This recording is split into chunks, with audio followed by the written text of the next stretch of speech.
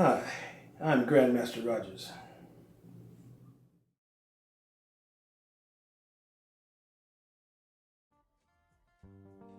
Word on the street is Juneteenth is now being recognized as a national holiday. What's that? Juneteenth, or June 19th, 1865, is the day the last of enslaved people throughout the South were notified that the Civil War had ended, the Union had won, and they were now free. Oh my God, that is so nice! Except what I believe we asked for is for y'all to stop killing us, to abolish the police, to give us reparations, to teach our babies more balanced and complete history in order to help us achieve a more desegregated version of freedom. Cause we was gonna celebrate anyway. We was gonna do that because that's just how we are. We not new to this. We true to this. So it's giving gaslight. Black Americans everywhere are bothered because 1, this isn't what we asked for. 2, we really wish we could just be happy that this country is finally recognizing our past, but our present circumstances currently demand that we also have an attitude. Neon light. But this type of gaslighting is not new in American history when it comes to dealing with anyone that is not white, male, or both. Stop light. Pro-life legislation. Gaslighting. The creation of a model minority myth to facilitate the further degradation of black communities. Gaslighting. Da da da dee da da.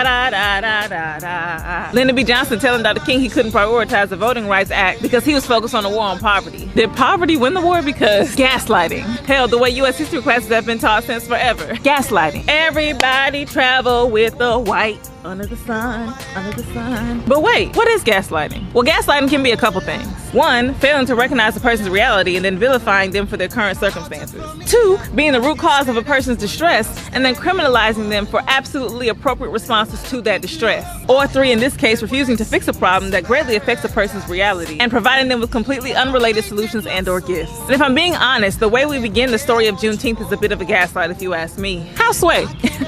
Class is in session. As the story goes, Abraham Lincoln freed enslaved people by signing the Emancipation Proclamation. And that's just a bunch of misinformation, hoopla, and white male savior rhetoric. See, what had happened was, the Union was really just tired of fighting the Confederacy at this point. The Confederacy was weaker, had less money, had less soldiers, had less resources. The North was like, why are they so good at staying alive and staying mad? And the trick was the enslaved population. Having people working for them at home, keeping households and families protected, and doing menial war-related labor allowed the Confederates to focus all of their attention on the war effort. So Lincoln said, ooh, if I take slavery, they don't stand a chance.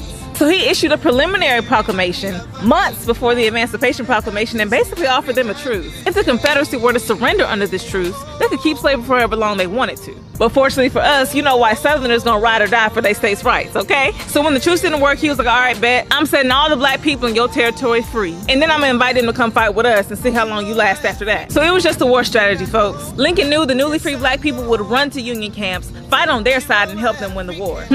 So black people once again having to save the day, but also being used as pawns at the same time. This is America. So what's really real is that Abraham Lincoln was not an abolitionist. He wasn't even pro-black. My boy was just pro-end the war. But you know what? All in all, I'm glad Juneteenth is being recognized as a federal holiday. I mean, it's about damn time, because the 4th of July has always been kind of a slap in the face. This just in. Now that Juneteenth is a national holiday, millions of middle and upper class white people will now also get a day off from work, while black people who are essential workers will still have to go to work. I'm sorry. You telling me that white people are about to get a day off in celebration of our first day off? You would have took your ass to work and clock in for overtime.